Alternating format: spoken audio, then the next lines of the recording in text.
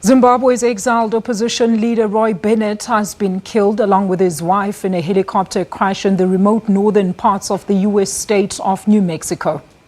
Bennett was a controversial figure who entered politics back in 2000. He won a parliamentary seat for the newly formed Movement for Democratic Change, the MDC. The party described him as a charismatic grassroots politician and a very successful farmer.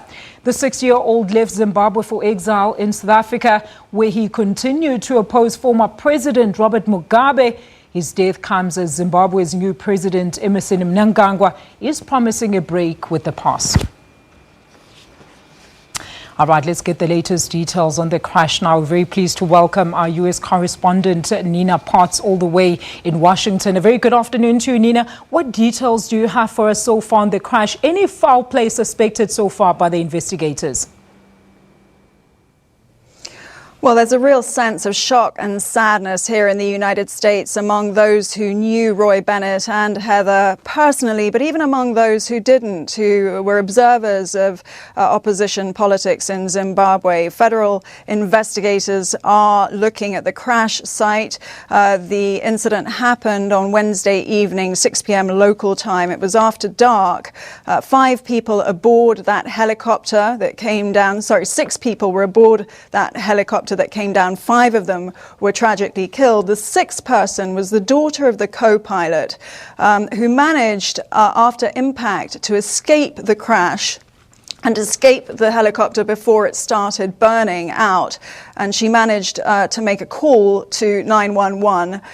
It took responders a while to get there, unfortunately. As you mentioned, it happened in a very mountainous and rural area of New Mexico, very close to the border with Colorado, about 24 kilometers away from a tiny city of Raton. So it took the emergency services a long time to get to the crash site. Investigators are really trawling through the wreckage now, which was spotted on a ranch property to look for clues. No indication of foul play, but it's early days. And again, I think the overwhelming reaction for those that knew anything about Roy Bennett is one of deep sadness and shock. Absolutely. Nina, maybe just give us a brief political background as to who Mr. Bennett was. I mean, he's been described by party members that were with him at MDC as a very charismatic grassroots politician and a very successful farmer. And we do, of course, know that at the time of his death, he had been living in exile for quite some time now.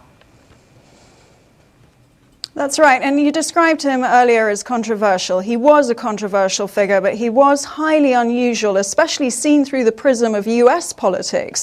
The idea that a former white farmer could really command the respect of black voters was highly unusual. I mean, if you think of President Trump appealing to African Americans here, there's nothing quite like that here in the United States. Roy Bennett was highly unusual. You mentioned that he entered politics in 2000. Yeah. He rose through the MDC ranks pretty quickly.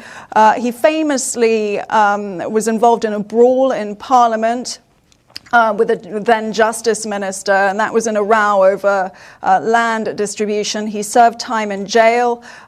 He described that period in jail as a living hell and talked about his fellow inmates with a great deal of compassion. He said that he knew prisoners had died in their cells from starvation. So I think that really marked him.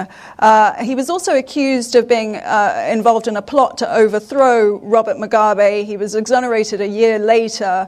But he was often described as the thorn in Robert Mugabe's side, enormously charismatic, never apologized for being white, but as you say, was a real grassroots politician and an extraordinary figure, no matter what side of the aisle you are. For opposition politics the world over, his death is a real blow. Absolutely, Nina. I mean, he was a white man that people celebrated in Zimbabwe because he was the only white man that could actually communicate with them in Shona fluently. Let's talk about the funeral arrangements. Anything from your side? And of course, do we know if they're going to involve Zimbabwe in those plans?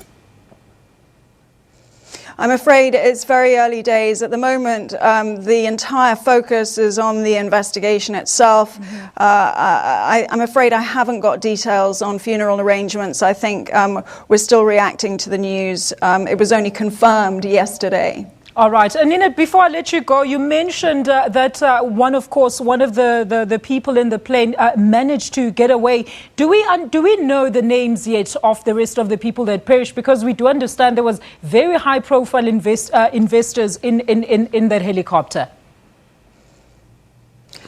Those that were killed have been named. Among them was a Texas billionaire.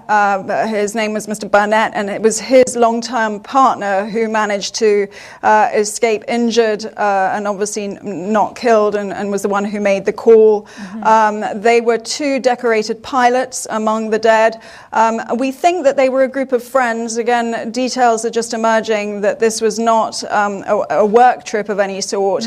But again, we're waiting for investigators to do their digging, and then more details will emerge later. Nina, we'll definitely touch base with you as soon as those details become available to us. Thank you for that update. That is our U.S. correspondent, Nina Potts. She's live to us from Washington.